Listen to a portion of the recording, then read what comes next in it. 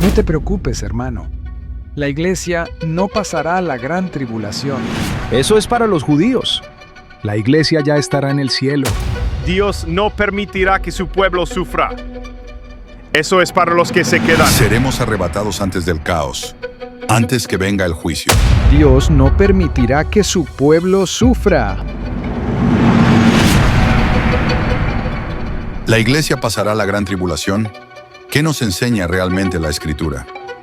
Muchos dicen que no, que seremos arrebatados antes que todo comience, que el pueblo de Dios no estará presente cuando vengan los juicios, que el Eterno no nos ha puesto para ira, que el Apocalipsis es para los que se queden, que el arrebatamiento puede ocurrir en cualquier momento, sin señales, sin aviso.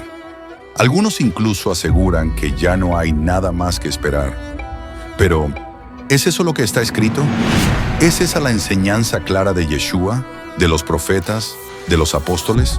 ¿O hemos aceptado una enseñanza cómoda, popular, pero sin fundamento en la palabra? Hoy volvemos a lo que realmente dice la Escritura, porque solo así sabremos si estaremos aquí o no. Bienvenidos a Escrito está Podcast. Hoy, ¿pasará la iglesia por la gran tribulación?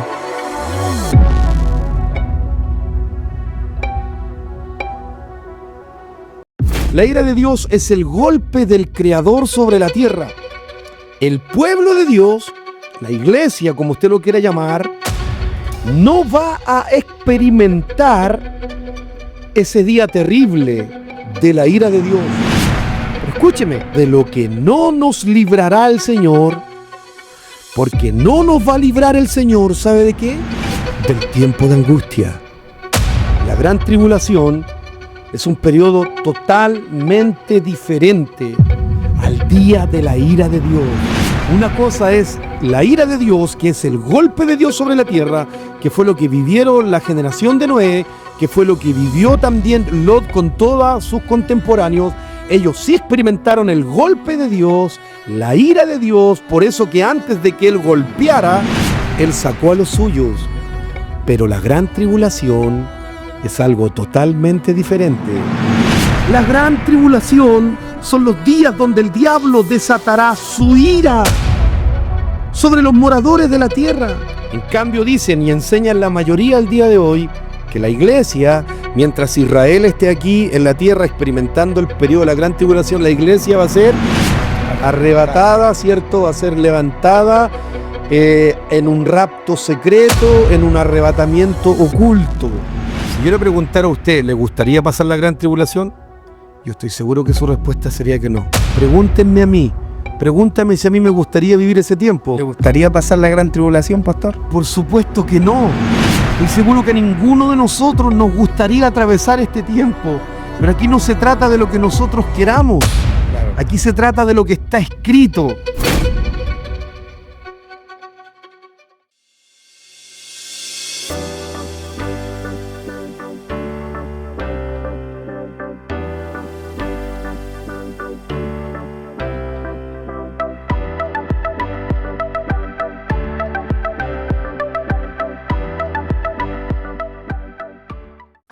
Bendiciones a todos mis hermanos, mis hermanas, que el Eterno les bendiga grande y poderosamente.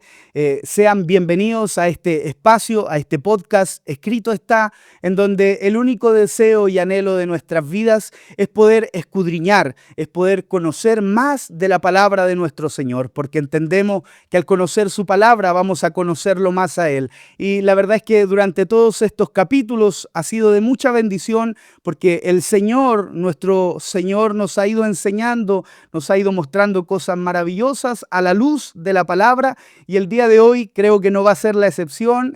Me acompaña mi fiel compañero que ha estado ya varios capítulos. Bueno, yo me he ido incluyendo, ¿cierto?, al pasar los capítulos, pero hoy está junto a nosotros una vez más nuestro pastor Felipe Arias. Pastor, que el Señor le bendiga, sea muy bienvenido para que pueda saludar a la audiencia, a todos quienes están con nosotros el día de hoy. Amén. Muchas gracias, Lucas. El Señor te bendiga mucho. El Eterno les bendiga a cada uno de ustedes, queridos hermanos, amigos que una vez más nos acompañan a través de este espacio, su podcast Escrito está.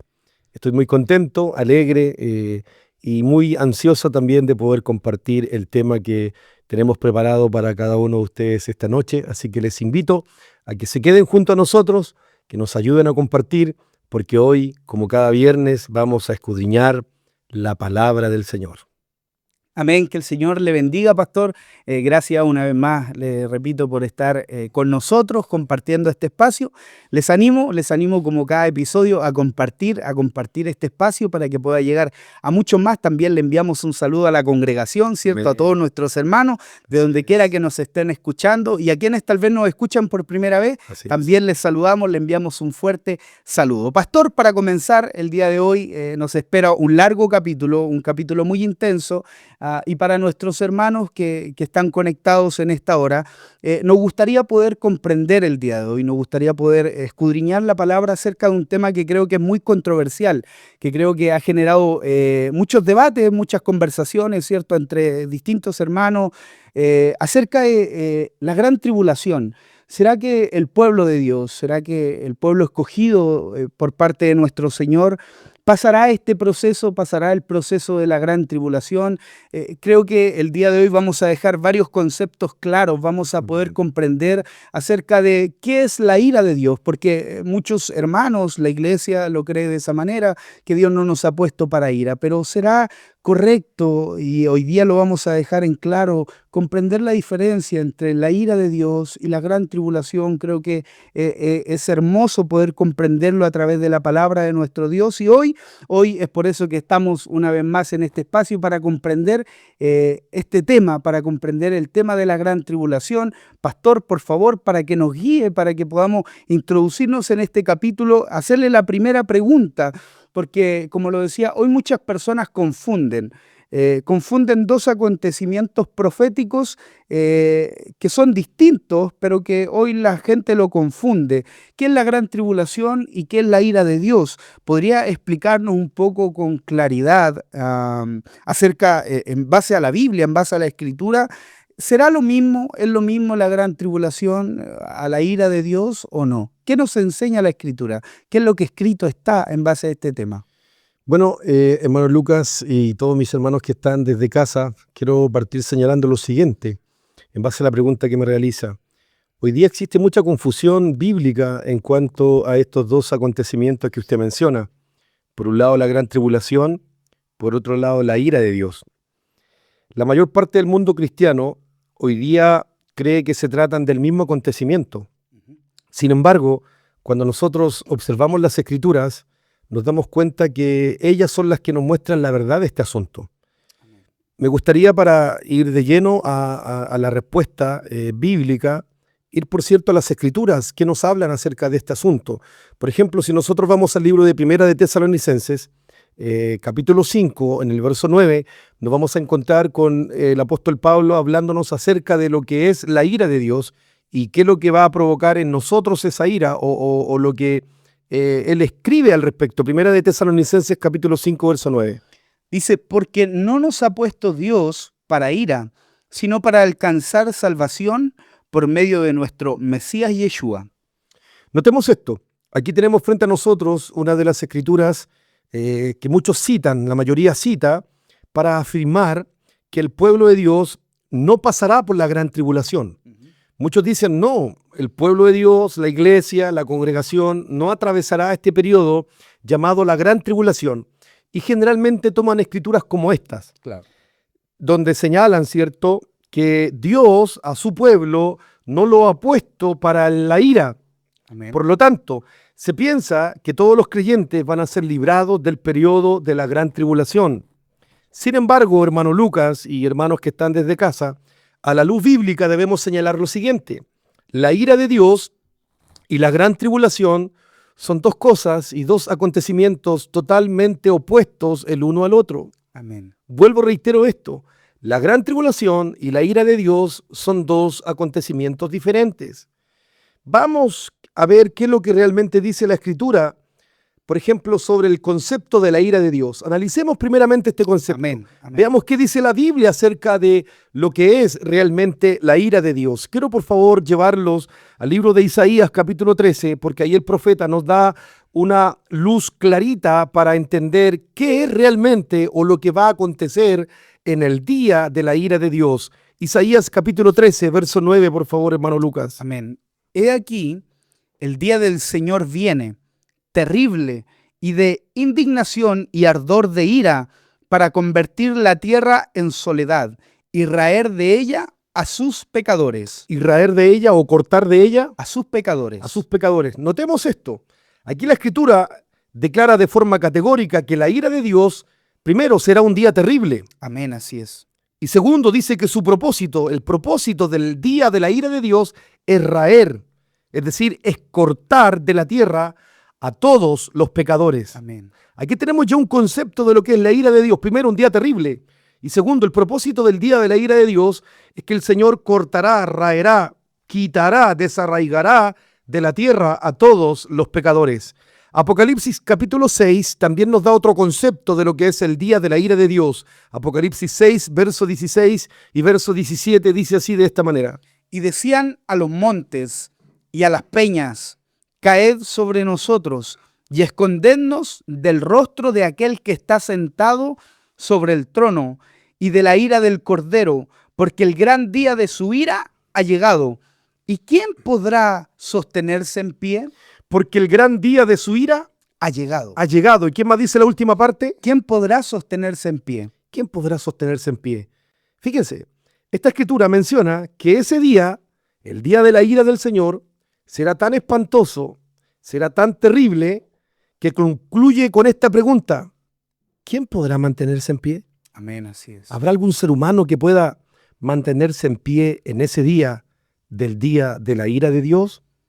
Es decir, esta expresión indica, hermano Lucas, lo terrible y lo espantoso, y usa esta expresión, que va a ser ese día, porque no existe y no existirá otro día igual a este, al día de la ira de Dios.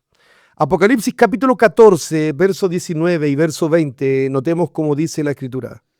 Y el ángel arrojó su hoz en la tierra y vendimió la viña de la tierra y echó las uvas en el gran lagar de la ira de Dios, y fue pisado el lagar fuera de la ciudad, y del lagar salió sangre hasta los frenos de los caballos por 1600 estadios. Notemos esto. Aquí vemos lo tremendo de esta escritura, Amén. porque la Biblia declara, queridos hermanos, que será pisado el gran lagar del día de la ira de Dios. Amén. Y al pisar, dice la Escritura, este lagar, saldrá sangre hasta el nivel de los frenos de los caballos, por un rango, dice esta profecía o esta revelación, por un rango de 1600 estadios. Es decir, lo que está señalando aquí, que cuando llegue ese día, el día de la ira, alguien va a pisar el lagar. Amén. Y al pisar el lagar, la sangre que salpicará o se derramará llegará hasta los frenos de los caballos. Pensemos en esto. ¿Cuánto mide aproximadamente un caballo? Unos 2 metros. Pongámosle menos, pongámosle 1,70 m, 1,80 m. Hasta esa altura llegará la sangre que será derramada en el día de la ira. Y luego también señala que abarcará un radio de 1600 estadios. Es decir, cuando nosotros miramos la medida bíblica, un estadio en la medida bíblica son alrededor de 185 metros. Si esos 185 metros nosotros lo multiplicamos por los 1600 estadios que nos está mencionando la Escritura, que en el día de la ira llegará la sangre derramada, esto nos da como resultado que aproximadamente 3.000 kilómetros, 3.000 kilómetros será la distancia, el radio que abarcará la sangre derramada ese día. ¿Qué día? El día de la ira de Dios. El día de la ira de Dios. Amén. Es decir, ese día será Terrible. terrible. Amén, así es. Será un día único. El día de la ira de Dios no tiene un día igual. No ha experimentado el escenario de esta tierra un día como ese día señalado por el Altísimo. Ahora, la pregunta es, ¿quién pisará en ese día el lagar ¿quién pisará el lagar de la ira del Señor? El libro de Apocalipsis, capítulo 19, el verso 15 y el verso 16 nos da la respuesta. De su boca sale una espada aguda para herir con ella las naciones, y él la regirá con vara de hierro, y él pisará el lagar del vino del furor y de la ira del Dios Todopoderoso. Nota la última parte del verso 15, dice, ¿y él pisará qué cosa? El lagar del vino del furor y de la ira del Dios Todopoderoso. Y el verso 16, Y en su vestidura y en su muslo tiene escrito este nombre: Rey de Reyes y Señor de Señores. ¿quién es entonces el que pisa el lagar en ese día de la ira del Dios Todopoderoso? Dios mismo. El Rey de Reyes Amén, así y es. Señor de Señores. Amén. Es decir, aquí vemos que quien pisa este lagar de la ira de Dios es el Rey de los Reyes, el Señor de los Señores. Amén, así En es. otras palabras, será Yeshua mismo, Amén. Jesús mismo en su segunda venida. Cuando Él se manifieste, Él va a manifestar el terrible día de su ira sobre todos los moradores, de la tierra. Ahora continuemos observando qué más nos muestra la Escritura acerca de este día de la ira. Joel capítulo 2, verso 1 al verso 3, dice así de esta manera. Tocad trompeta en Sión y dad alarma en mi santo nombre.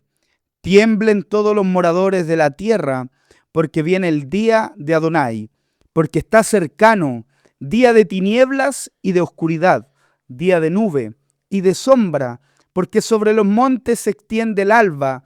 Así vendrá un pueblo grande y fuerte, semejante a él no lo hubo jamás, ni después de él lo habrá en años de muchas generaciones. Delante de él consumirá fuego, tras de él abrazará llama, como el huerto de Edén será la tierra delante de él, y detrás de él como desierto asolado, ni tampoco habrá quien de él escape. ¿Cómo termina diciendo la última parte de este verso? Ni tampoco habrá quien de él se escape. No habrá quien se escape de ese día.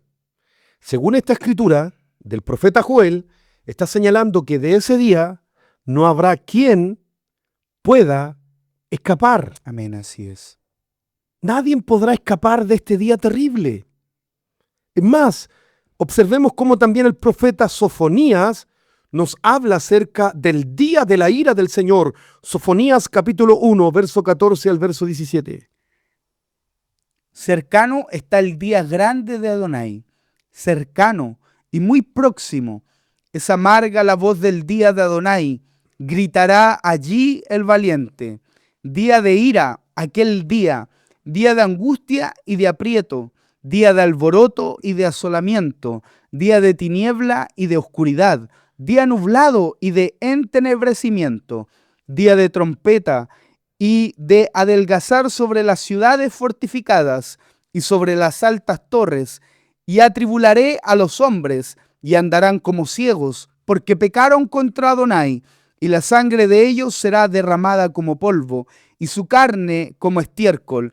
Ni su plata ni su oro podría librarlos en el día de la ira del Señor. Disculpe que lo detenga. Ajá. ¿Puede nuevamente leer esa parte que dice el verso 18? Porque ni su plata ni su oro podrá librarlos en el día de la ira del Señor, pues toda la tierra será consumida con el fuego de su celo, porque ciertamente destrucción apresurada hará de todos los habitantes de la tierra. ¿De algunos habitantes? De todos. De todos los habitantes de la tierra. Amén. Notemos lo que Sofonías aquí está mencionando acerca de este día.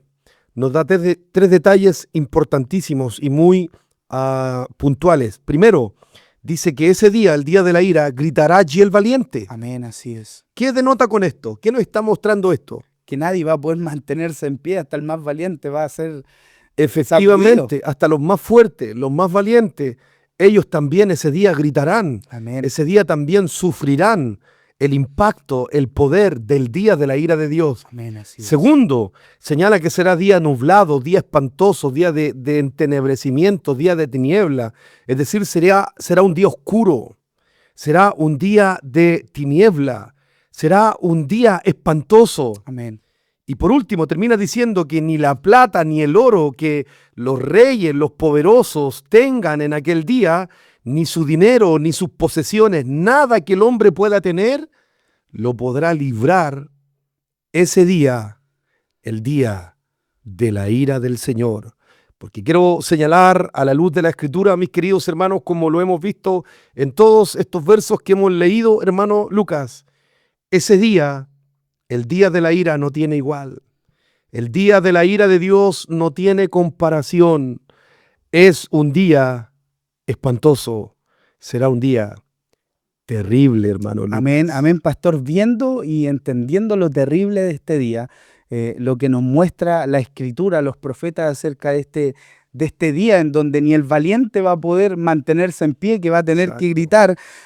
Viendo lo terrible de este día, de la ira de Dios, nace la siguiente pregunta, y es el versículo que leíamos al principio. ¿Va a haber alguien?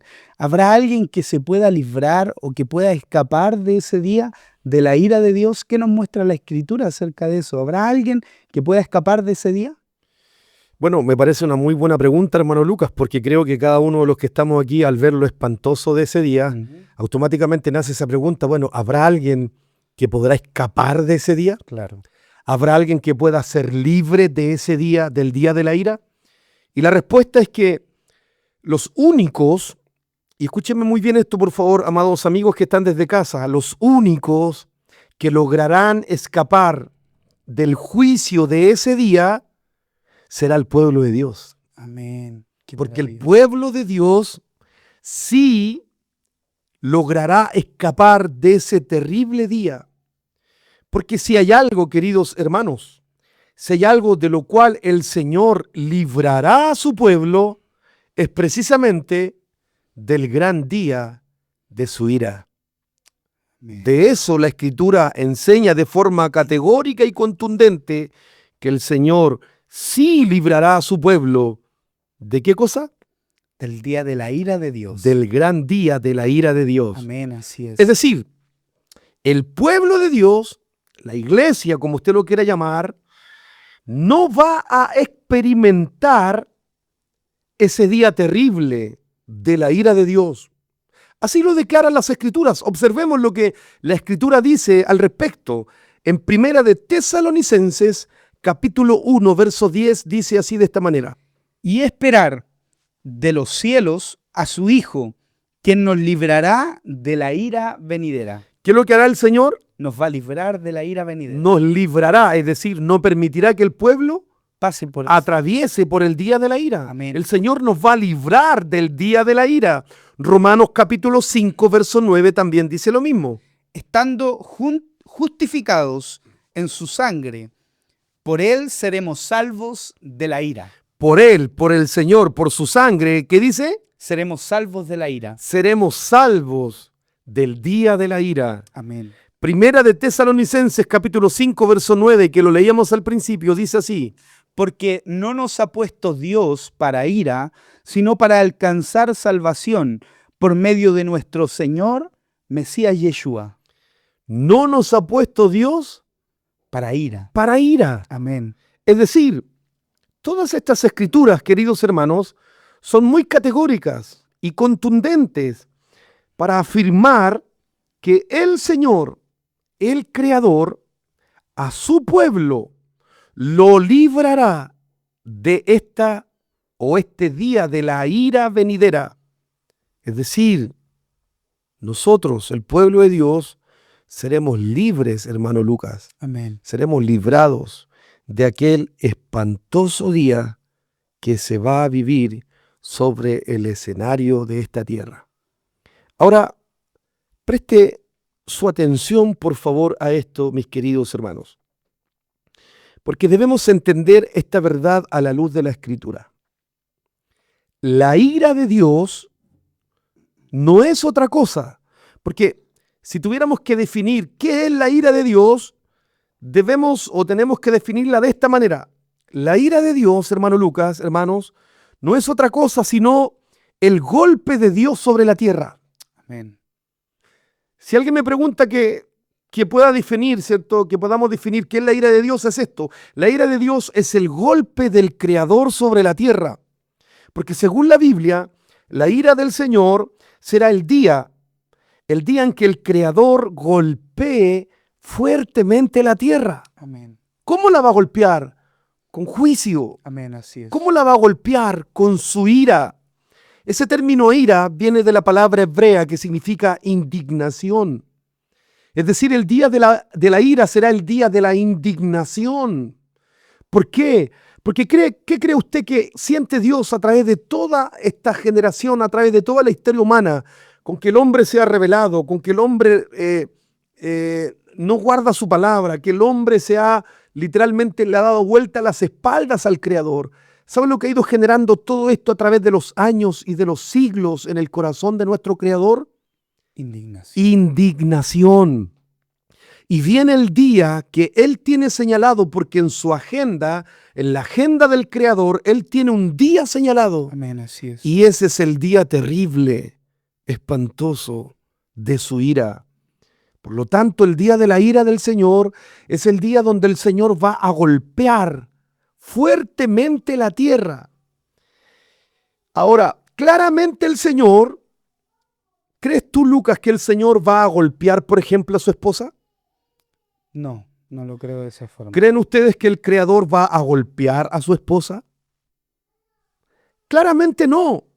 El Señor no golpeará a su pueblo con el día de su ira.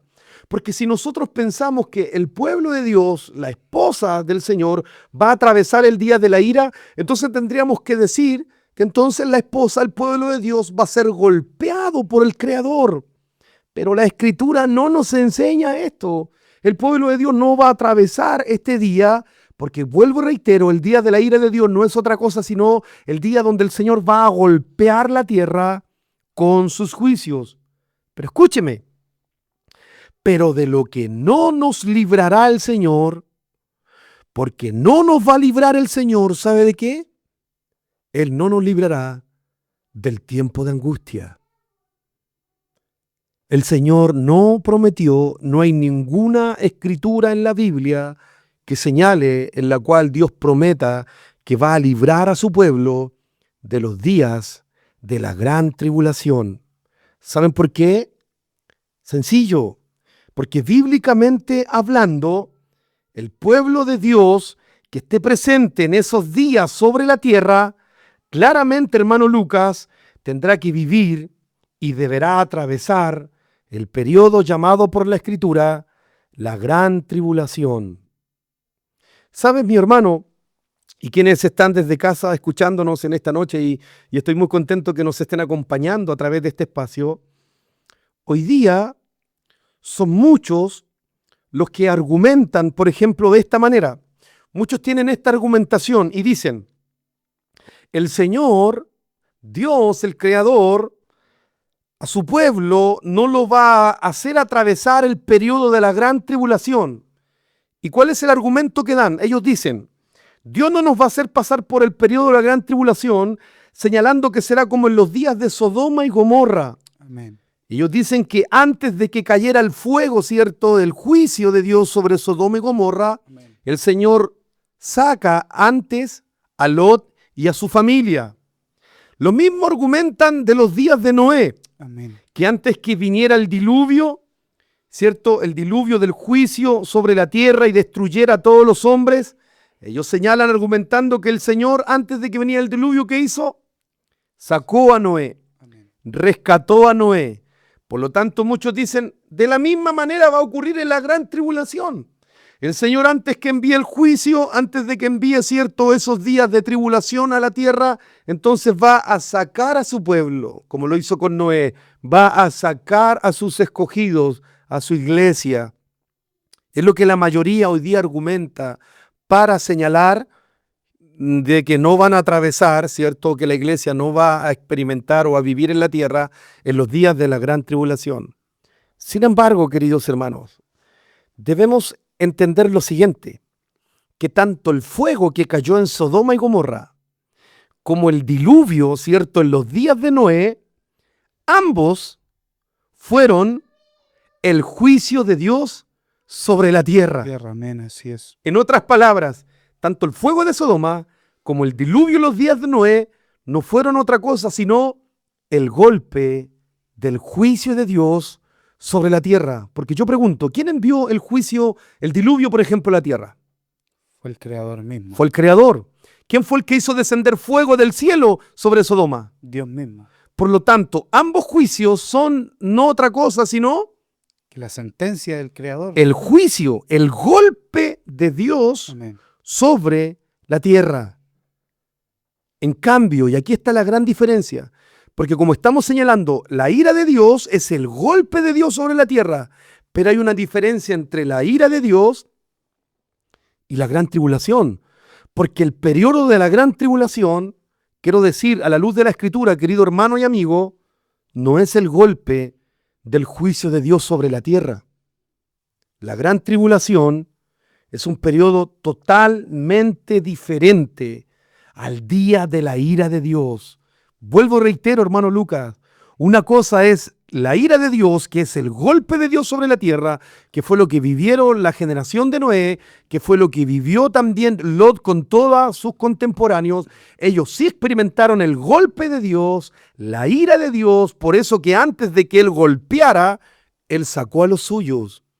Pero la gran tribulación es algo totalmente diferente. La gran tribulación no es el golpe de Dios sobre la tierra, hermano Lucas. Qué maravilloso, pastor, poder entender esto a la luz de la palabra del Señor, comprender qué es la ira de Dios. Y qué maravilloso, y le damos gracias al Señor, porque Él sí nos librará de ese día, y de eso estamos convencidos, porque Él, a sus hijos, a su pueblo, como usted lo mencionaba, a su esposa, Él la va a librar de ese día de ira, porque lo leíamos incluso en un versículo que Él va a caer la sentencia sobre todos los pecadores de la tierra, sobre los que transgredieron los mandamientos, la palabra del Señor. Pero su esposa se ha preparado, ha vivido en obediencia en lo que estamos haciendo el día de hoy. Entonces es maravilloso entender el concepto de la ira de Dios, pero ahora que lo hemos entendido, vayamos al otro concepto que también es importante comprenderlo con mayor profundidad. Usted, cierto, ahora al final hacía un pequeño hincapié que son cosas diferentes, pero queremos entenderlo. ¿Qué es la gran tribulación? ¿Qué es realmente ese proceso que habla la Escritura? ¿Y cuál es el propósito por el cual va a suceder? ¿Quién lo efectuará? ¿Quién lo llevará a cabo? ¿Cuál es la razón de ese proceso de la gran tribulación? Bueno, como acabamos de señalar y vimos a la luz de la Escritura qué es lo que realmente es el día de la ira y lo terrible que va a ser ese día de la ira, y hemos analizado que la ira de Dios es el golpe de Dios sobre la tierra, para saber qué es realmente la gran tribulación, debemos ir a las Escrituras. Amén, así es. Porque son las Escrituras las que nos hablan acerca de este periodo. Dejemos que la Biblia nos responda acerca de qué es realmente la gran tribulación. Vamos al libro de Apocalipsis, capítulo 3, en el verso 10. Miren cómo dice la Escritura acerca de qué es realmente la gran tribulación. Por cuanto has guardado la palabra de mi paciencia, yo también te guardaré de la hora de la prueba que ha de venir sobre el mundo entero, para probar a los que moran sobre la tierra. Te guardaré, ¿de qué le dice el Señor? De la hora de la prueba. De la hora de la prueba. ¿Y qué más termina diciendo? Para probar a los que moran sobre la tierra. Para probar a los que moran sobre la tierra. Notemos lo que esta Escritura señala. El que está hablando aquí no es otro sino nuestro Adón Yeshua. Jesús mismo, el Señor mismo, el Mesías, está hablando aquí. Y Él dice y declara que la gran tribulación no es otra cosa sino la hora de la prueba que ha de venir sobre el mundo entero. Sobre el mundo entero. Amén. ¿Cómo llama el Señor a este periodo de la gran tribulación? La hora de la prueba. La hora de la prueba.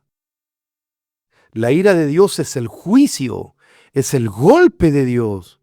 Pero la gran tribulación, ¿qué dijo que era el Mesías según esta Escritura? La hora de la prueba. ¿Te habías detenido a meditar y a pensar en esto? Que la gran tribulación, según lo que el Señor, cierto, explica y determina, es la hora de la prueba que ha de venir sobre todos los moradores de la tierra. Amén. Observemos cómo el profeta Daniel nos habla acerca de este día. Daniel capítulo 12, verso 1, dice así de esta manera. En aquel tiempo se levantará Miguel, el gran príncipe que está de parte de los hijos de tu pueblo, y será tiempo de angustia, cual nunca fue desde que hubo gente hasta entonces. Pero en aquel tiempo será libertado tu pueblo, todos los que se hallen escritos en el libro. Dos cosas que Daniel nos está mencionando acerca de este tiempo. Aquí está hablando del tiempo de la gran tribulación. Dos cosas importantes que nos habla. Primero, ¿cómo lo llama este tiempo Daniel? Tiempo de angustia. Tiempo de angustia. Amén. El Mesías en Apocalipsis 3:10 lo llama el tiempo o el día de la prueba. Amén, así es. Aquí Daniel lo está llamando Tiempo tiempo de angustia. Y la última parte dice que de ese tiempo de angustia, los únicos que van a ser libres, ¿quiénes son? Todos los que se hallen escritos en el libro. Los que se hallen escritos en el libro.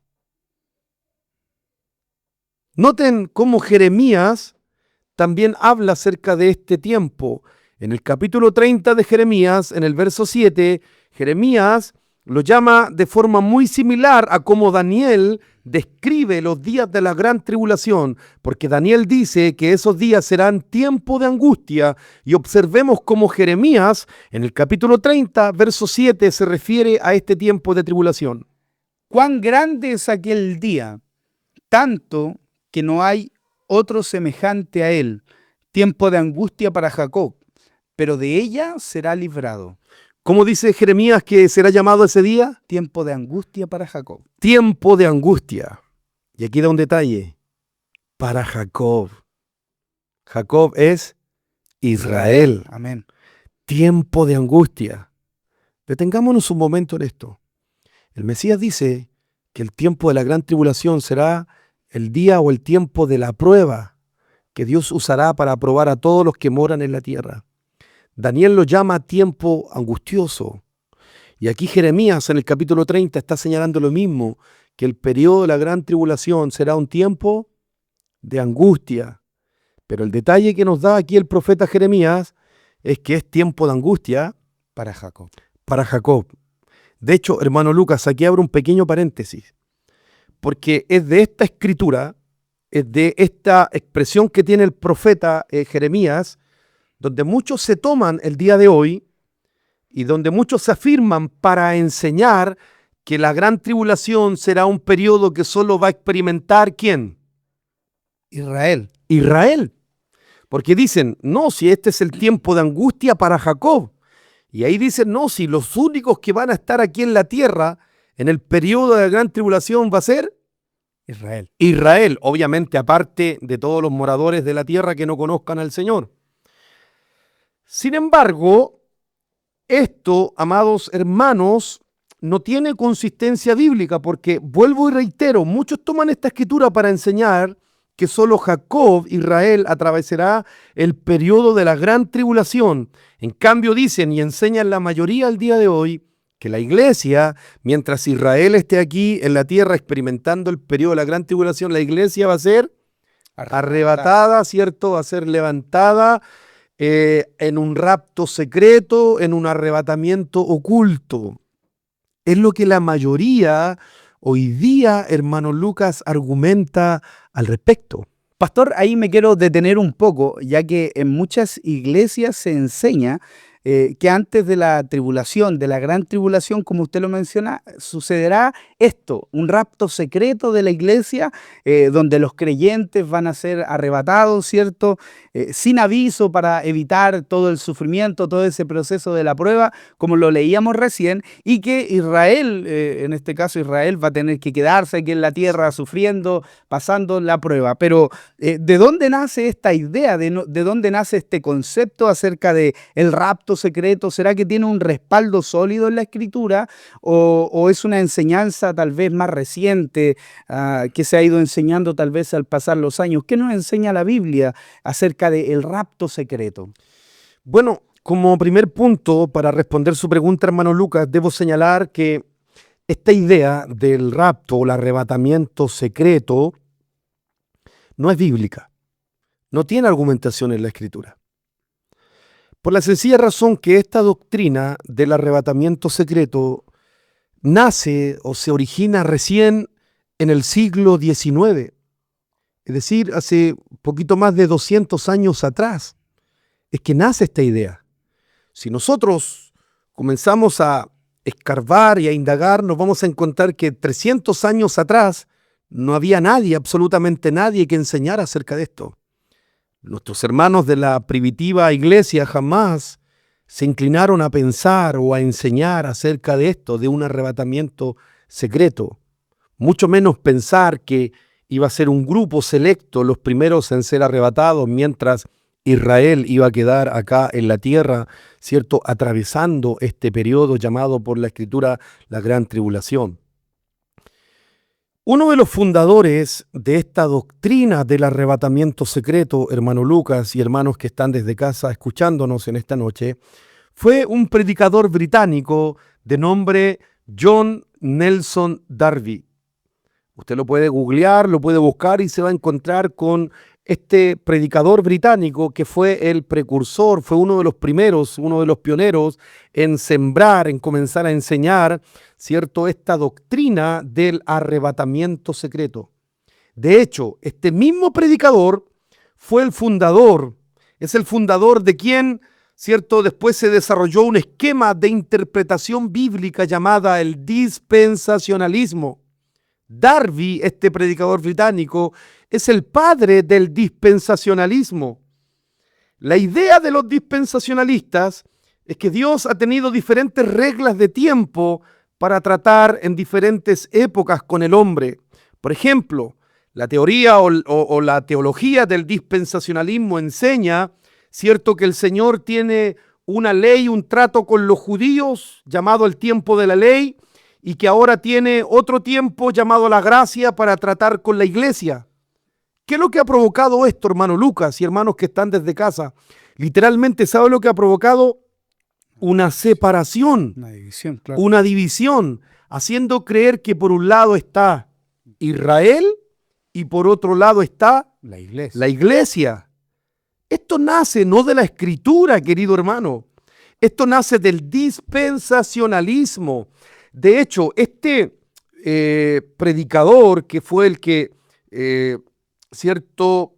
comenzó a promocionar este mensaje, luego lo popularizó otro también predicador en el año 1900, por ahí, un predicador también, no me acuerdo el nombre, pero sí el apellido, Scofield. El señor Scofield, que es, ¿cierto?, el escritor de la Biblia muy conocida, la Biblia Scofield. Usted, si tiene la Biblia Scofield, se va a dar cuenta de que lo que estoy diciendo es cierto. Usted va en sus anotaciones y se va a encontrar en las anotaciones de la Biblia cómo le manifiestan abiertamente el rapto, el arrebatamiento secreto. Es decir, esta doctrina fue ya masificada por Scofield, especialmente en las anotaciones de su Biblia. Pero como acabo de señalar, todo esto, lo único que ha generado estas teorías y esta teología del dispensacionalismo es creer o pensar que por un lado está Israel y por otro lado está la iglesia. Pero hermanos, esto no tiene fundamento bíblico, porque cuando nosotros miramos las Escrituras, nos encontramos con lo que el apóstol Pablo, el rabino Shaul, nos enseña al respecto. ¿Quiere ver cómo Pablo explica acerca del pueblo de Dios? Porque Pablo entendía que Dios no tiene dos pueblos. Amén, así es. ¿Usted piensa que Dios tiene dos pueblos? No. ¿Usted cree que Dios tiene por un lado Israel y por otro lado tiene la iglesia? Entonces, ¿usted cree, mi querido hermano, que el Señor tiene dos esposas? ¿Usted cree que Dios tiene dos esposas? Recordemos que una de las doctrinas fundamentales y el primer mandamiento así lo enseña. Oye Israel, el Señor nuestro Dios, el Señor uno es. Uno es. Amén. Si Dios es uno, entonces le pregunto, ¿cuántas esposas tiene? Una sola. Una sola esposa. Amén. Si Dios es uno, ¿cuántos pueblos tiene? Uno solo. Un solo pueblo. Entonces, ¿de dónde nace esta idea de que por un lado está Israel y por otro lado ahora está la iglesia? Hermanos, veamos lo que Pablo enseña realmente al respecto. Efesios capítulo 2, versículos 12 al 19, dice así de esta manera. En aquel tiempo estabais sin el Mesías, alejados de la ciudadanía de Israel y ajenos a los pactos de la promesa, sin esperanza y sin Dios en el mundo. Detengámonos ahí un momento, hermano Lucas, Pablo está diciendo en aquel tiempo, cuando estábamos lejos del Señor, dice en aquel tiempo estábamos primero sin el Mesías, Amén. sin Cristo. Segundo, estábamos lejos, apartados ¿de qué cosa? De la ciudadanía de Israel. De la ciudadanía de Israel. ¿Por qué Pablo está haciendo este comentario o está apuntando a esto? ¿Por qué dice que estábamos lejos de la ciudadanía de Israel?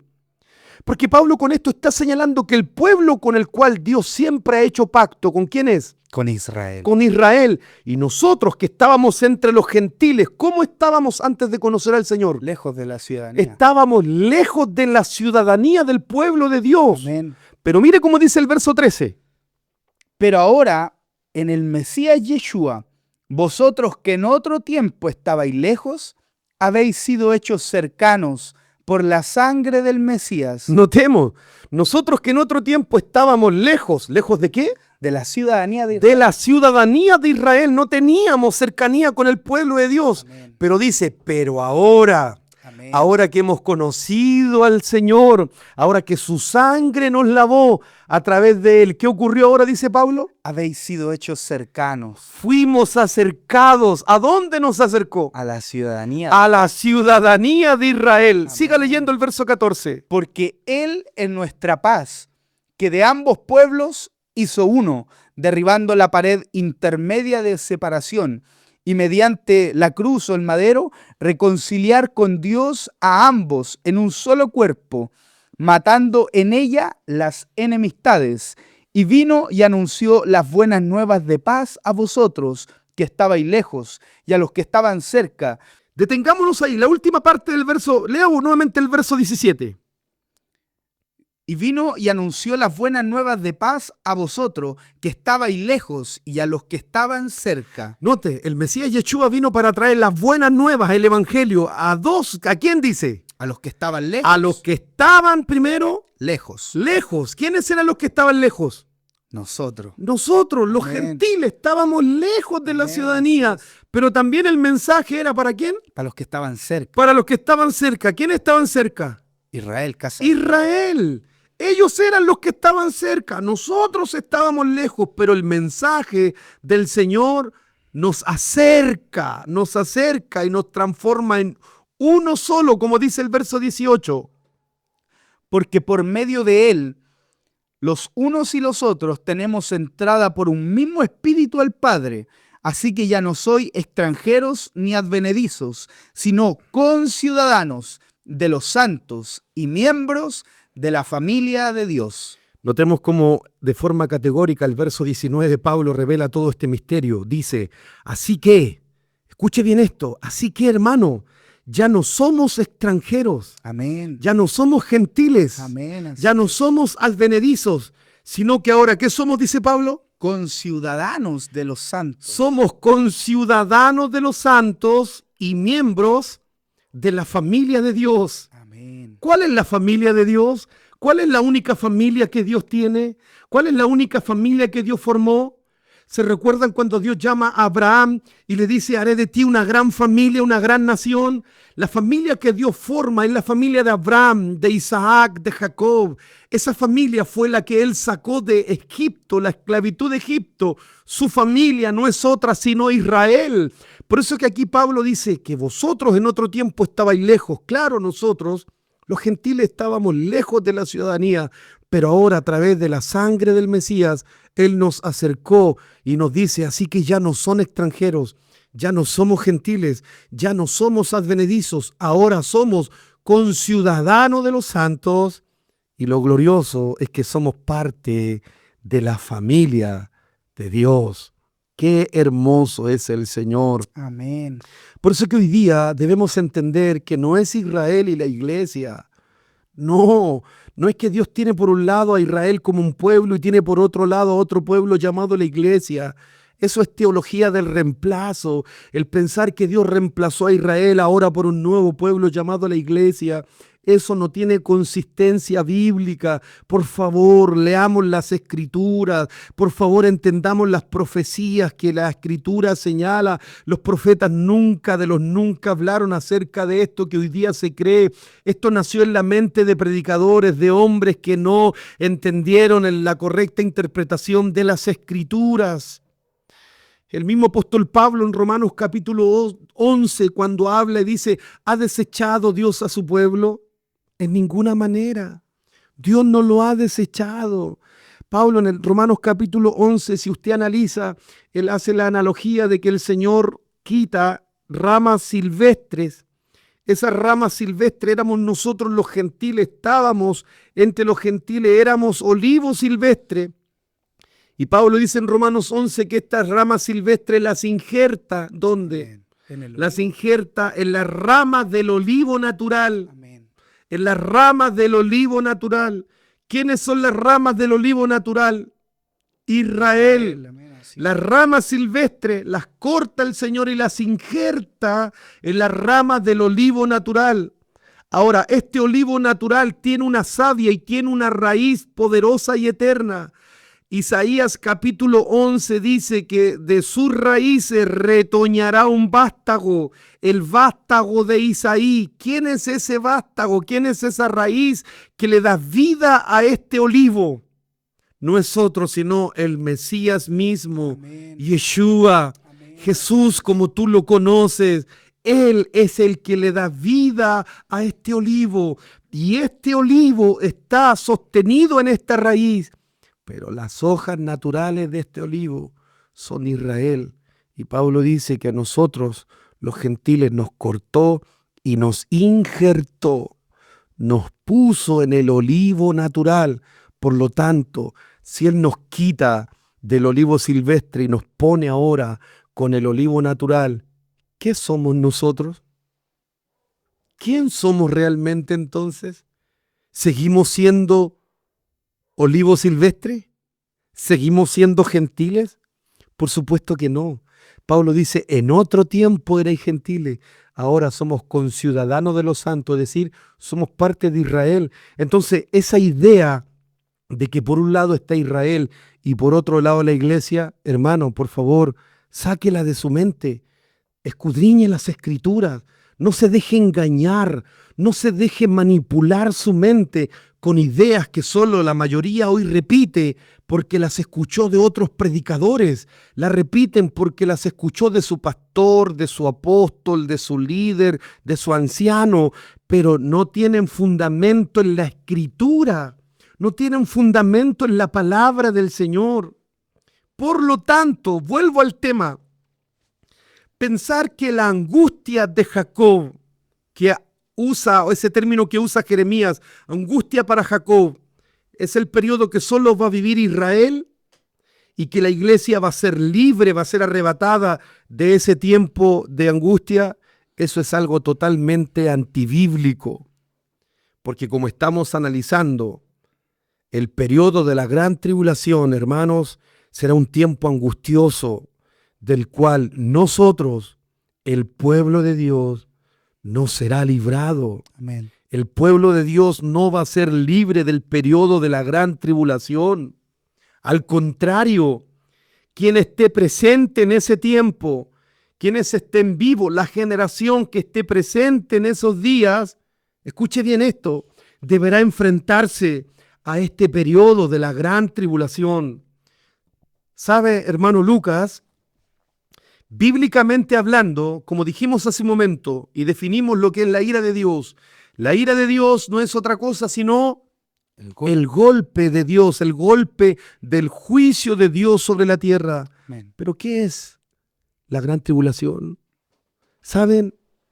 La gran tribulación no es otra cosa sino el tiempo, y escuche bien esto, es el periodo donde el diablo, el adversario, el enemigo de nuestras almas, descenderá a la tierra con gran ira sobre todos los moradores de la tierra. Amén.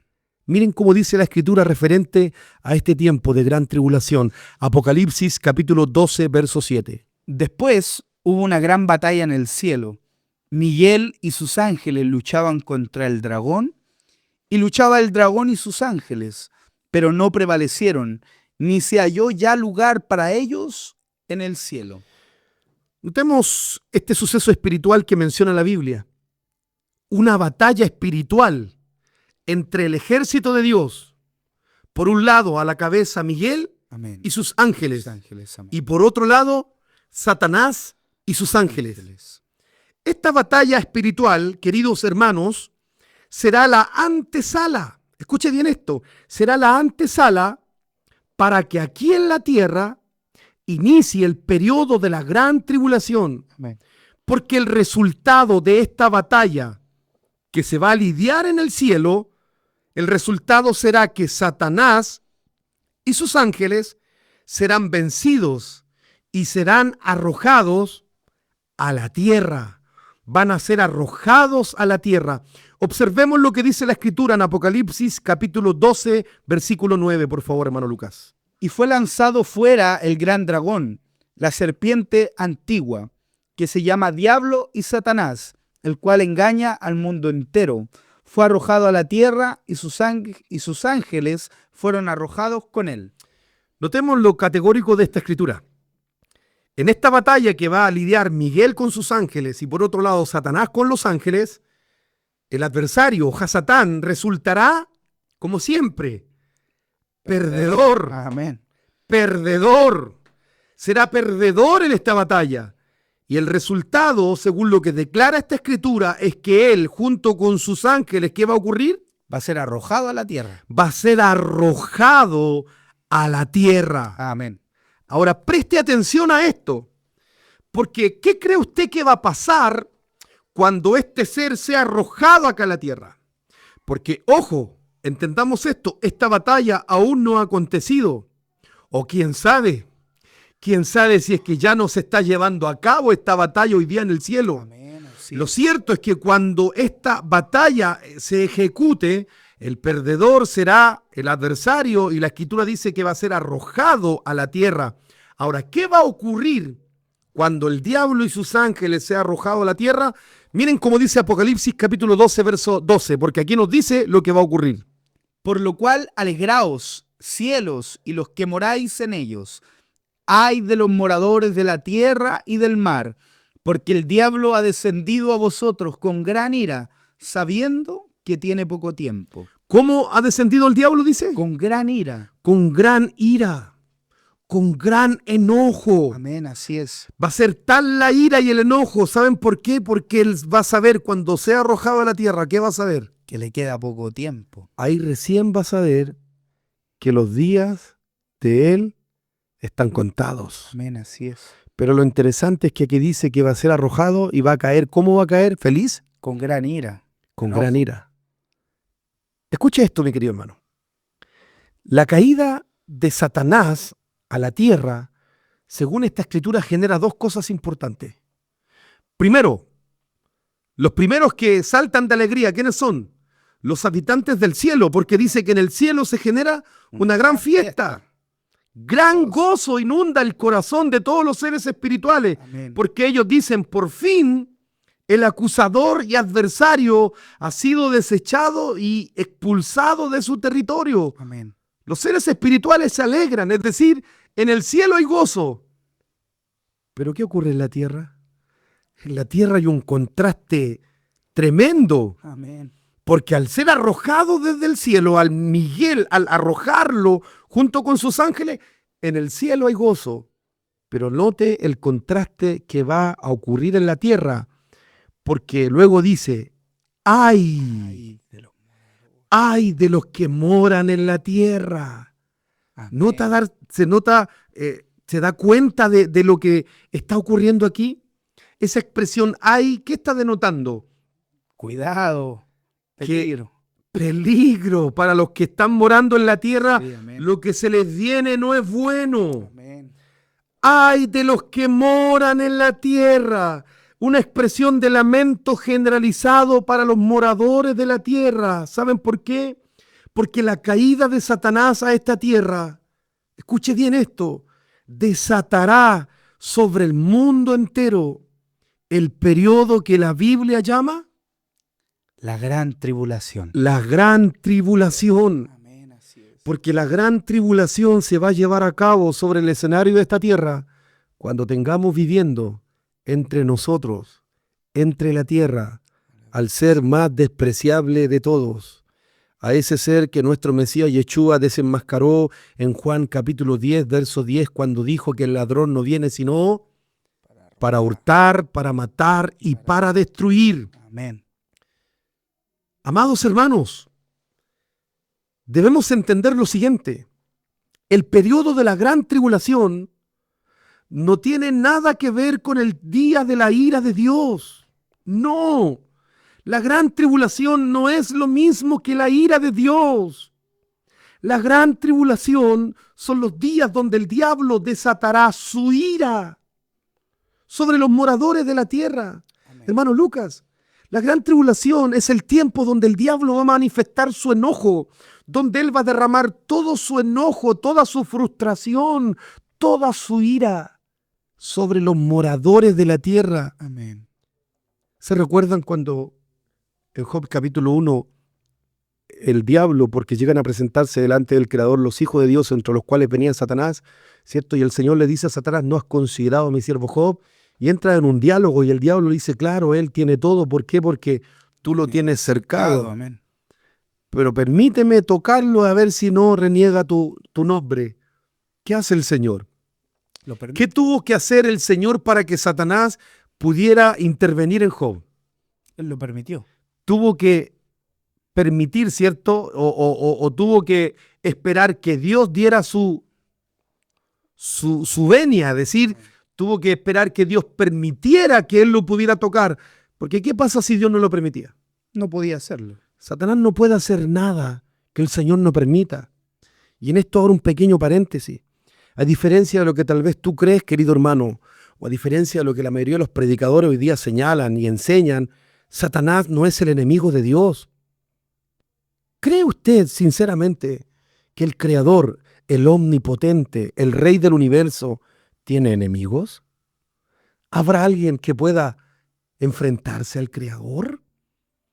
Hoy día la religión ha creado una imagen distorsionada de quién realmente es el diablo. Porque hoy día presentan, hermano Lucas, de una manera fantástica, ilusoria, haciendo creer poco menos como que el diablo es el antagónico de Dios, como que están haciendo fuerzas, de repente, ¿cierto? Gana un poco el diablo y luego el Señor vence y como que están así, de repente gana uno y de repente como que gana otro. Como si fuera una lucha. Como que si Dios estuviera luchando. Claro. Hermanos, por favor entendamos las Escrituras. Dios no tiene enemigos. Amén. Así Él es eterno, Amén. Él es soberano, Él es Rey de Reyes, Él es omnipotente, Él es el campeón por campeones. No hay nadie que se asemeje a Él. Satanás es nada más y nada menos que una criatura como tú y como yo. Satanás es criatura, Él es el creador. Amén, Él no así es su es. enemigo, Dios no tiene enemigos. Amén. ¿Sabe, hermano Lucas, que Satanás no es otra cosa sino un instrumento en las manos del Señor? ¿Lo sabía eso? Si no lo sabe, apréndalo, hermano. Satanás no es otra cosa sino un instrumento en las manos de Dios. Y en los días de la gran tribulación, el Señor utilizará este instrumento. Utilizará al diablo. ¿Sabe para qué? Porque como dice Apocalipsis capítulo 3, verso 10, será la tribulación, la hora de la prueba que ha de venir sobre el mundo entero. Amén. ¿Y por medio de quién va a probar el Señor a este mundo? De Satanás. A través de Satanás, lo mismo que pasó con Job. Amén. ¿Cómo probó el Señor a Job? ¿A través de quién? De Satanás. A través de Satanás. Satanás fue el El instrumento claro. en las manos del Señor. Si eso es Él. Él no es el enemigo de Dios, si Él ya está vencido. Si recuerden que la Biblia dice que el lago de fuego fue creado ¿para quién? Para Satanás. Y Para sus Satanás y sus ángeles. Él ya está desterrado. Ezequiel capítulo 28, cuando habla acerca de él, dice: espanto serás y para siempre dejarás de ser. Para siempre. Amén. Él, en la omnipresencia del Eterno, Él ya no existe. Él ya fue derrotado para siempre. Por lo tanto, vuelvo al tema. La gran tribulación, hermano Lucas, hermanos que están en casa, no es otra cosa sino el periodo donde Satanás estará derramando su ira, su enojo, su malestar sobre todos los moradores de la tierra. Y será esta ira, la de Satanás, será el enojo del malo que generará y provocará en la tierra uno de los periodos más terribles que jamás se ha vivido en el escenario de esta tierra. Esa ira del diablo es la que va a generar la gran tribulación. Va a provocar el tiempo de angustia provocado por el enojo y por la ira del adversario. Por lo tanto, queridos hermanos, a diferencia de lo que hoy día la mayoría piensa y enseña, la gran tribulación, bajo ningún punto, por ningún punto, es el día de la ira del Dios Todopoderoso, sino más bien, la gran tribulación es el tiempo donde Satanás, junto a los demonios, van a desatar su ira sobre todos los moradores de la tierra. Por eso que si tú piensas y dices, no, nosotros no vamos a pasar la gran tribulación porque Dios no nos ha puesto para ira, tú no has entendido las Escrituras, querido hermano. La gran tribulación no es el tiempo de la ira.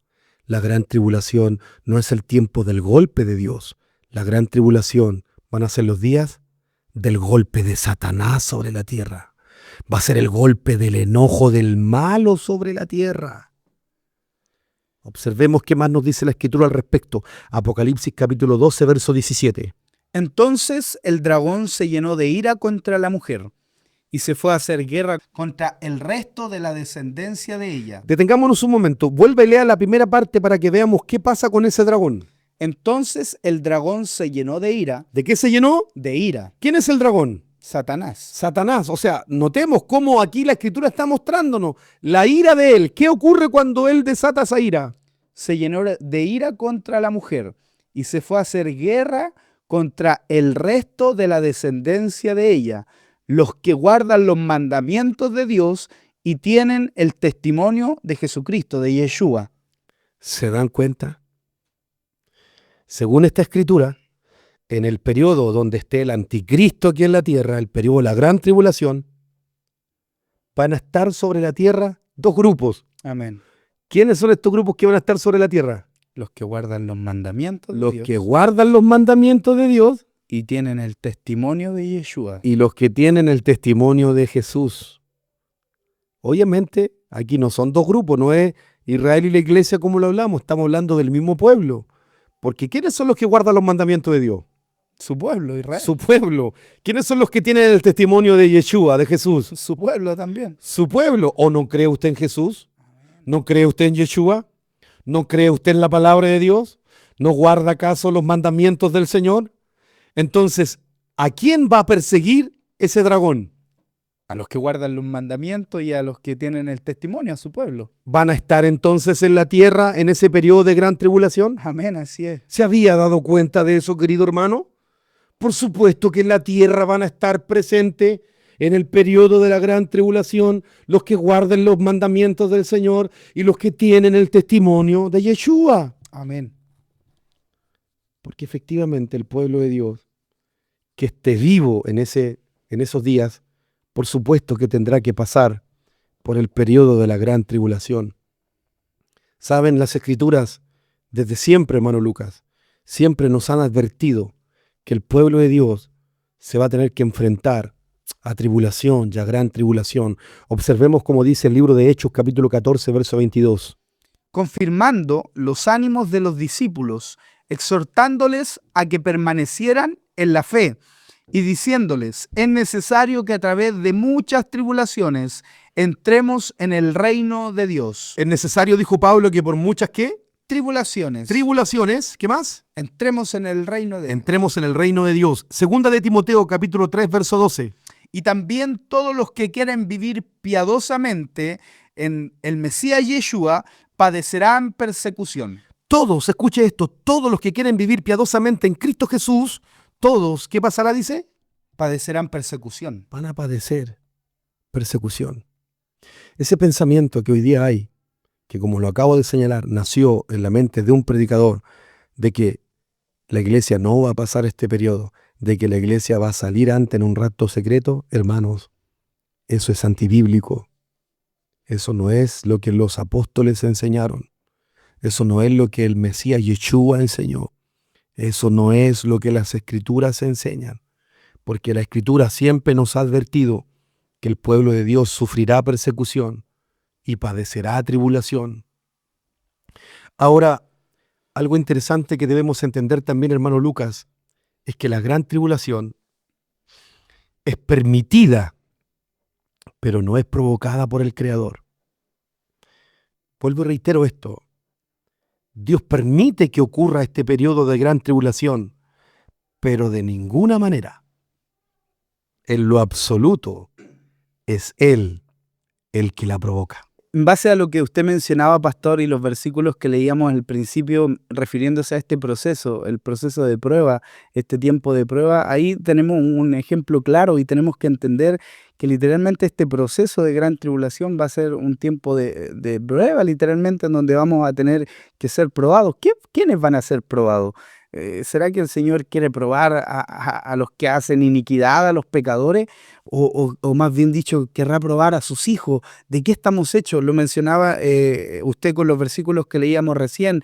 El Señor advirtió, los apóstoles advirtieron. Los mismos apóstoles, ¿cuánto tuvieron que padecer ellos? ¿Cuánta persecución tuvieron que sufrir?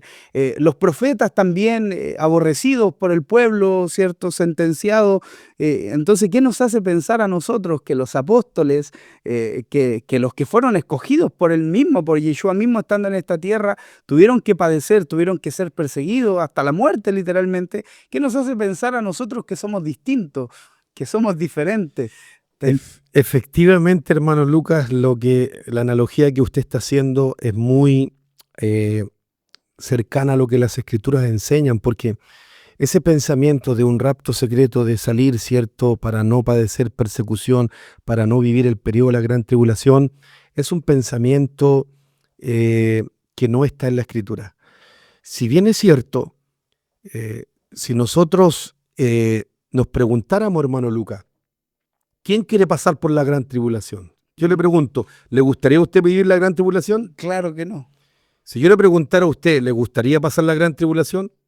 Yo estoy seguro que su respuesta sería que no. Pregúntenme a mí. Pregúntame si a mí me gustaría vivir ese tiempo. ¿Le gustaría pasar la gran tribulación, pastor? Por supuesto que no. Estoy seguro que a ninguno de nosotros nos gustaría atravesar este tiempo. Pero aquí no se trata de lo que nosotros queramos. Claro. Aquí se trata de lo que está escrito, de lo que está en la palabra de Dios. Y como usted lo dice, hermano Lucas, a través de la historia, todos nuestros hermanos, profetas, apóstoles, padecieron. Nuestro propio Mesías Yeshua, el propio Dios manifestado en carne, tuvo que dar hasta su vida. ¿Qué nos hace pensar? Que nosotros, la iglesia, entre comillas, no va a vivir este tiempo. Hermano, quitémonos ese manto de error, ese manto de engaño y volvámonos a la Escritura para conocer lo que realmente está escrito en la palabra de Dios. Amén, pastor. Es un concepto que suena maravilloso, hermoso pensar que no vamos a pasar ese proceso, pero no es lo que la Biblia nos muestra. Ahora, queremos hacer una de las últimas preguntas y creo que ya es importante para poder dejar la idea clara, central para nuestros hermanos.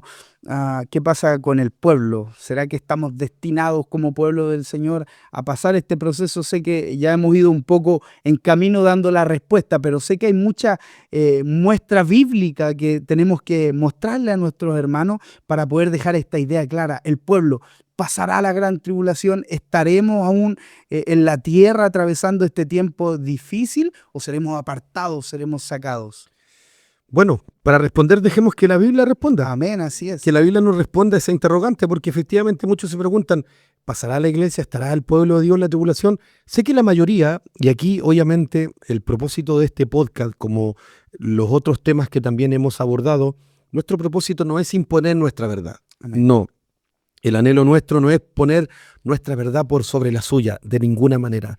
El único que tiene la verdad absoluta de todo es el Creador a través de su palabra. Amén. Aquí el único fin nuestro es alumbrar. Recuerden que el Salmo dice, lámpara es a mis pies su palabra. La palabra de Dios es una lámpara. ¿Cuál es el propósito de la lámpara? Alumbrar. Alumbrar. Ese es el propósito de este programa, alumbrar con las Escrituras. De ninguna manera queremos aquí entrar en debates y entrar, ¿cierto?, en disputas que no nos llevan absolutamente en ningún camino. No, nuestro deseo es solamente alumbrar. Y dejemos que la Biblia nos alumbre al respecto. Si tú crees y te enseñaron, o por siempre has pensado y creído que la iglesia, que el pueblo de Dios no va a atravesar el periodo de la gran tribulación, pues bien, escucha, te invito a que te quedes, porque realmente, ¿qué nos dice la Escritura al respecto? Vamos a Apocalipsis capítulo 13, versículo 7. Apocalipsis 13, verso 7. Y se le permitió hacer guerra contra los santos y vencerlos. También se le dio autoridad sobre toda tribu, pueblo, lengua y nación. Notemos, aquí estamos hablando en el capítulo 13 de la bestia, del sistema que el anticristo va a tener ya implementado sobre el escenario de la tierra. Es decir, estamos en pleno gran tribulación. Y dice la Escritura, el verso 7, que a esa bestia se le va a permitir. ¿Qué se le va a permitir? Hacer guerra contra los santos. ¿Quiénes son los santos? Su pueblo escogido. ¿Quiénes son los santos que van a estar aquí? ¿Van a estar aquí en la tierra o no? Amén, así es. Van a estar los santos. Los santos son los que han sido santificados. ¿Quién santifica al pueblo? Adonai, su palabra. El Señor. Por lo tanto, se le permite a la bestia hacer guerra contra los santos, y también dice que se le da autoridad sobre toda tribu, pueblo y nación. Esa expresión "se le permitió" es lo que yo señalaba hace un momento, porque la gran tribulación no va a ser provocada por Dios. Amén. En cambio, la ira de Dios, ¿quién la va a provocar? Dios mismo. Dios mismo, porque la ira es el golpe de Dios sobre la tierra. Pero la gran tribulación no es provocada por el Creador. Aquí dice, se le permitió a la bestia. Amén. Es decir, no la provoca Dios, pero Lo permitió. la permite. Amén. Va a permitir este periodo. Vamos a Mateo capítulo 24, verso 21 y verso 22 para poder responder si es que acaso el pueblo de Dios estará en la tierra en los días de la gran tribulación. Mateo 24, verso 21 y verso 22. Porque habrá entonces gran tribulación, cual no la ha habido desde el principio del mundo hasta ahora, ni la habrá. Y si aquellos días no fuesen acortados, nadie sería salvo. Mas por causa de los escogidos, aquellos días serán acortados. Vuelva y lea por favor el verso 22. Así que, y si aquellos días no fuesen acortados, nadie sería salvo. Mas por causa de los escogidos, aquellos días serán acortados. ¿Por causa de quién serán acortados esos días de gran tribulación? De los escogidos. De los escogidos. ¿Quiénes son los escogidos? Algunos van a decir, no, esos son Israel. O sea, ¿solo Israel es escogido? ¿Usted no es escogido? ¿Acaso la Escritura nos dice, muchos son los llamados Pocos los y escogidos. pocos los escogidos? ¿Quiénes son estos escogidos? Aquí dice claramente la Escritura que en la gran tribulación estarán los escogidos de Dios. Amén. Y como señalé hace un momento, muchos argumentan que esos escogidos son Israel, que solo ellos estarán aquí en ese tiempo de tribulación. Pero como también lo explicamos hace un momento, eso es teología de reemplazo, porque Israel y la iglesia son el mismo pueblo. Si Dios tiene un solo pueblo, Dios no tiene Israel y la iglesia, Dios tiene una sola nación, Dios tiene un solo pueblo, y ese pueblo son los escogidos. Esos son los escogidos. Por lo tanto, los escogidos del Señor, el pueblo de Dios, sí estará presente en la tierra en ese tiempo de la gran tribulación, porque va a ser por causa de los escogidos. ¿Qué es lo que va a hacer el Señor? Que los días van a ser acortados. Va a cortar el tiempo de ese Amén. periodo de gran tribulación. Ahora, mire y preste atención lo que dice Mateo 24, verso 39 al 31. Preste atención, porque es lo mismo que está hablando del capítulo 24.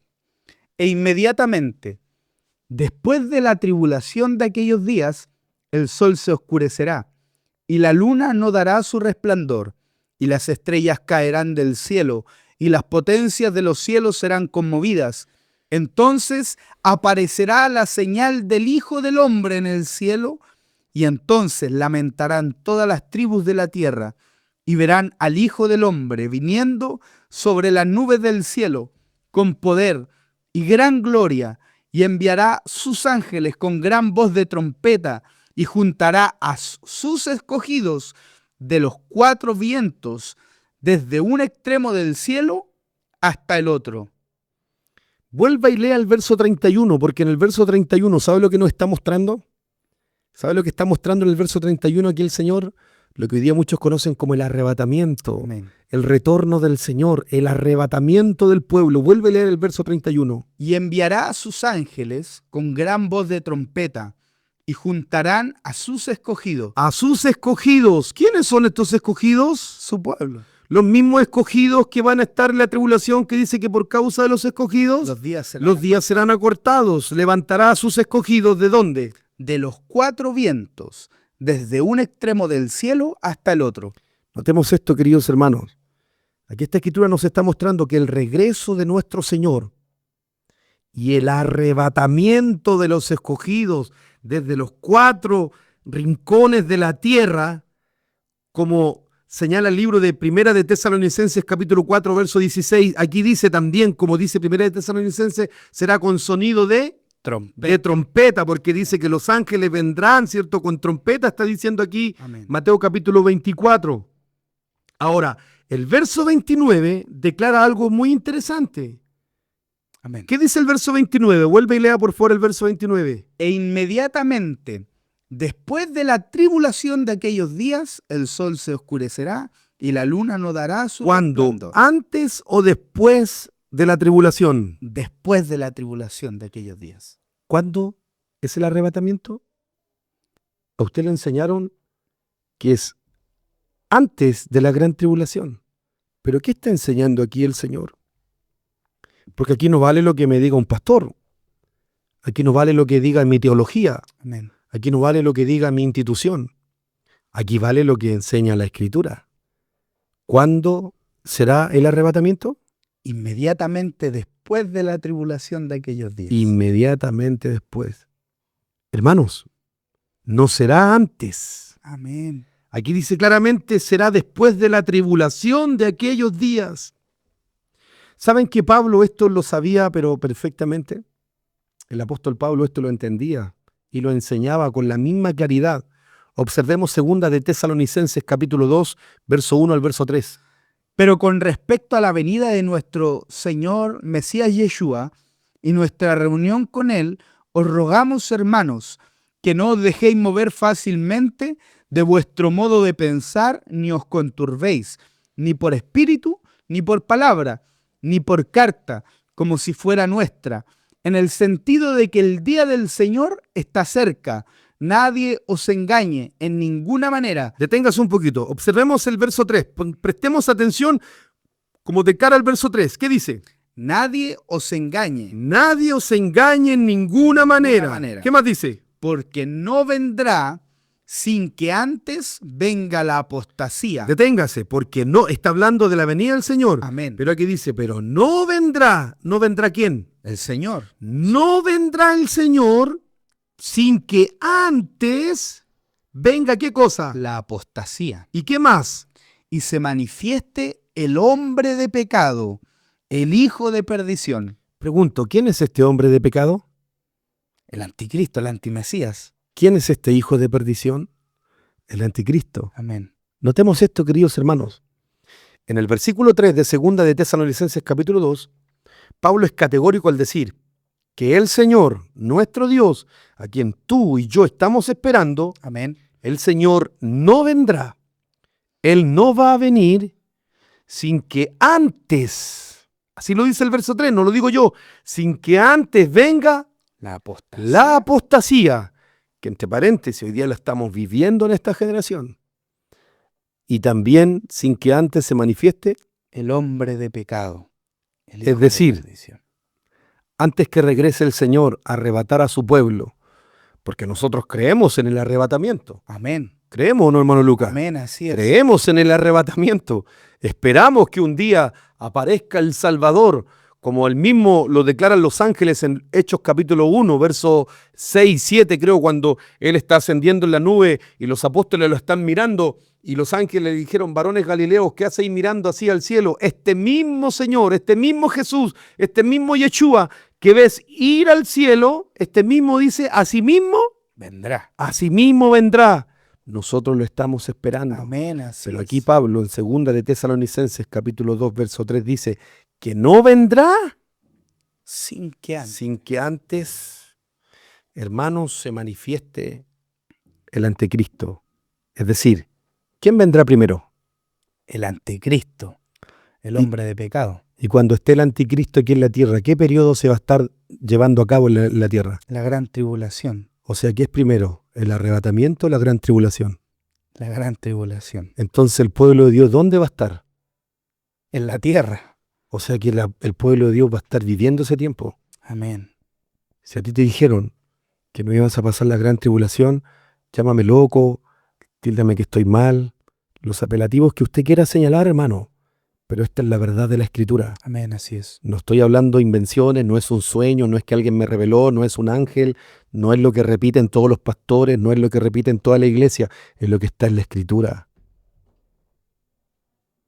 Porque esto nos muestra contundentemente que antes del arrebatamiento, el pueblo de Dios va a convivir con el inicuo. Amén. El pueblo de Dios va a convivir con el mismo anticristo, el cual estará provocando el periodo de la gran tribulación sobre todos los moradores de la tierra. Es más, la Escritura aclara, hermano Lucas, que en la tribulación habrán salvos de todas las naciones que tendrán que dar su vida por el Señor. Amén. Observemos Apocalipsis capítulo 7, verso 9 y luego verso 13 y verso 14. Apocalipsis 7, 9. Después de esto, miré, y he aquí una gran multitud, la cual nadie podía contar, de todas las naciones, y tribus, y pueblos, y lengua, que estaban delante del trono y en la presencia del Cordero, vestidos de ropas blancas y con palmas en las manos. Entonces uno de los ancianos habló diciéndome: estos que están vestidos de ropa blanca, ¿quiénes son y de dónde han venido? Te tengas ahí, hermano Lucas. Note, Juan ve una visión en el cielo, ve una multitud que Amén. nadie podía contar. ¿Desde qué nación? De toda nación, toda tribu, pueblo y lengua. Aquí no está hablando solo de Israel, aquí está hablando de toda tribu, de toda nación y de toda lengua. Y estaban vestidos de blanco Amén. y tenían palmas en las manos. Y luego se le acerca uno de los 24 ancianos a Juan y le hace la siguiente pregunta. Juan le dice: ¿quiénes son estos que están vestidos de ropas blancas? ¿Quiénes son? Y mire lo que le responde Juan, verso 14. Yo le dije: Señor, tú lo sabes. Y él me dijo: estos son los que han salido de la gran tribulación y han lavado sus ropas y las han emblanquecido en la sangre del Cordero. ¿Quiénes eran esos que estaban vestidos con vestiduras blancas? Los que han salido de la gran tribulación. Los que habían salido de la gran tribulación. Amén. O sea, me pregunto, en la gran tribulación van a estar aquí en la tierra los que han emblanquecido sus ropas en la sangre del Cordero. Sí. Porque ¿quiénes serán estos vestidos de blanco? Los que salieron de la tribulación, su pueblo. ¿Y qué más dice? Los que habían emblanquecido sus ropas. ¿Ha emblanquecido usted su ropa en la sangre del Cordero?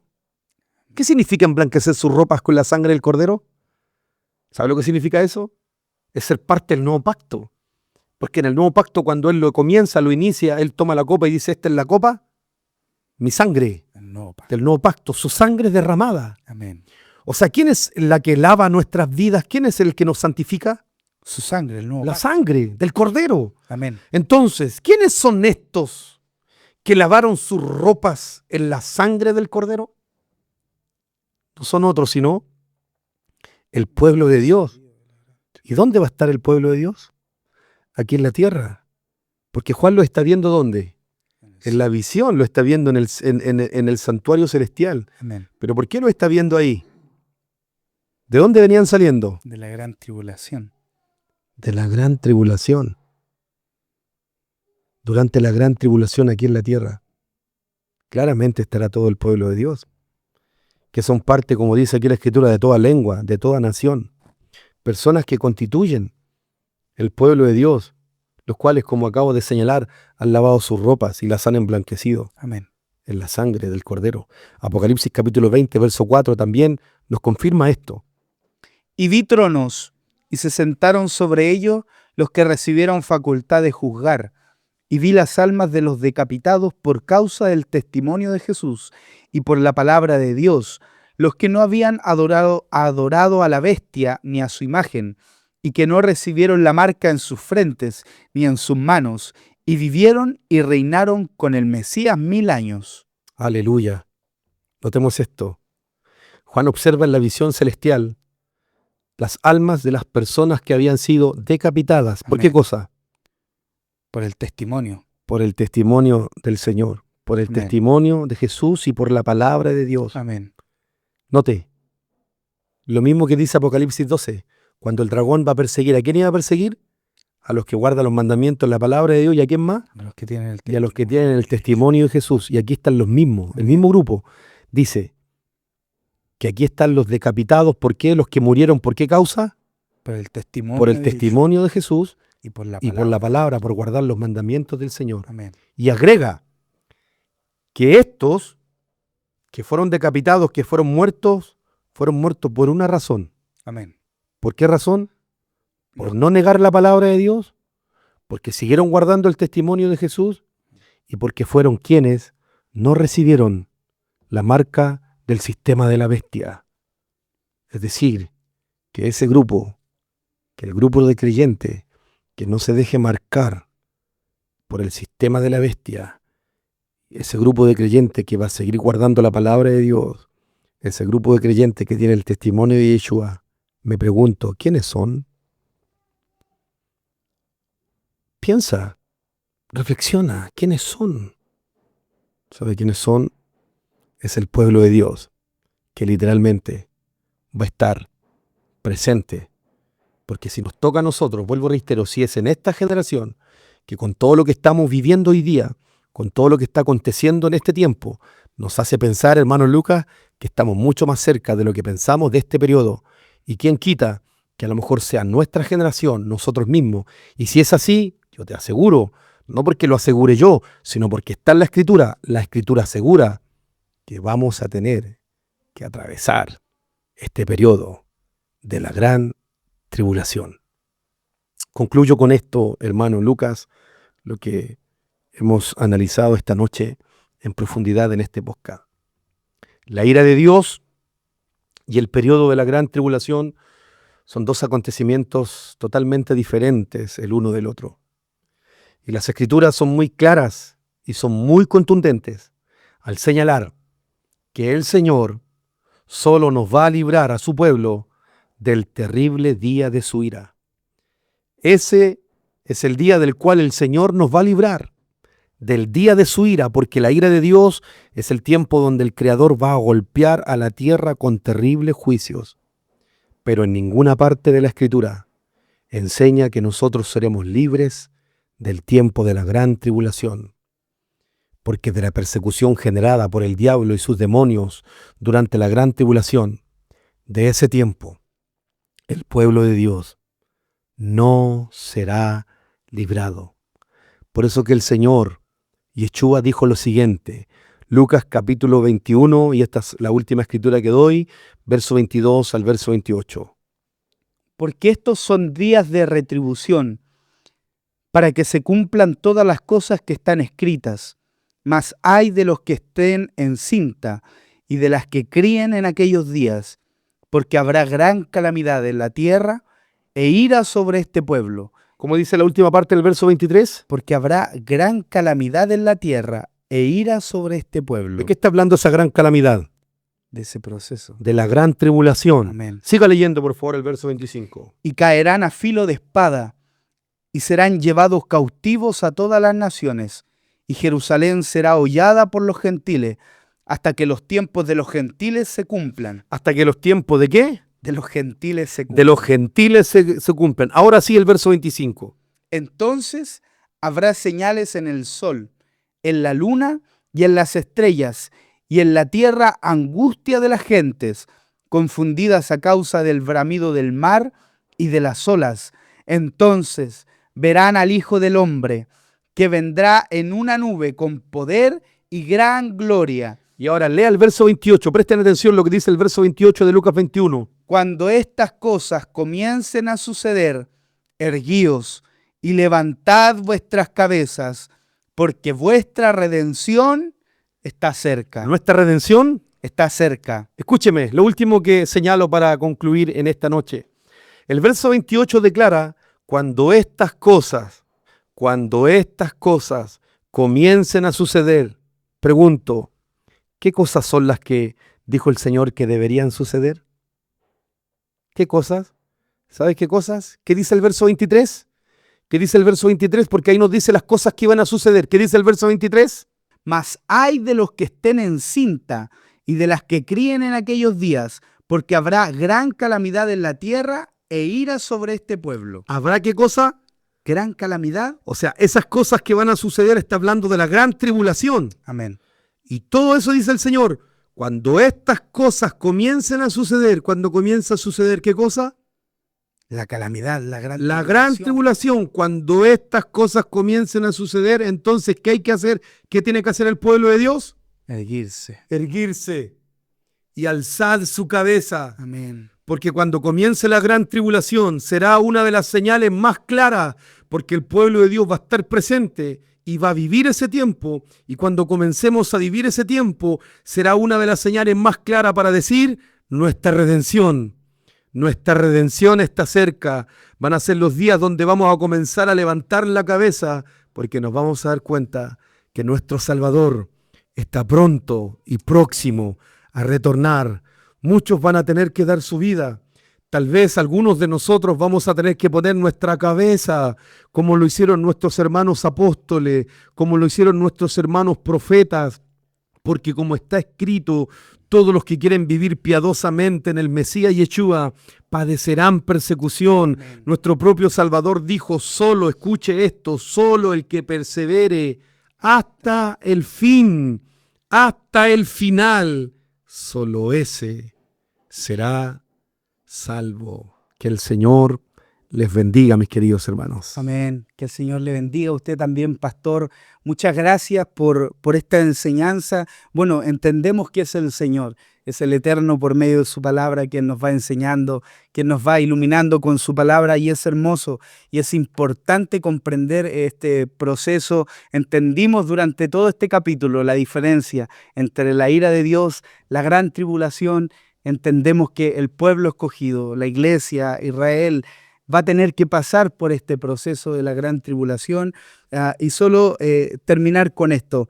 Él no nos va a librar de la prueba, sino que Él nos va a fortalecer. Debemos ahí, en ese proceso de prueba, es donde debemos fortalecernos en el Señor, debemos estar preparados para poder guardar sus mandamientos, guardar, ¿cierto?, el testimonio de Yeshua. Que el Eterno les bendiga, mis hermanos, mis hermanas. Gracias por haber estado con nosotros el día de hoy en este episodio. Pastor, por favor, para que se pueda despedir de nuestros hermanos que el día de hoy estuvieron escuchando esta enseñanza. Muchas gracias por acompañarnos. Ha sido un privilegio compartir junto a ustedes. Gracias por preferirnos. Desde acá les saludamos en el glorioso nombre de nuestro Señor Yeshua. Shalom para cada uno de ustedes. Que nuestro Señor les bendiga grande y poderosamente. Si este espacio fue de bendición para sus vidas, ayúdenos a compartir. Suscríbase, compártalo con algún otro hermano para que así también la palabra del Señor pueda alcanzar muchas más vidas. Que el Eterno les bendiga. Shabbat Shalom a todos mis hermanos. Y esto fue Escrito está.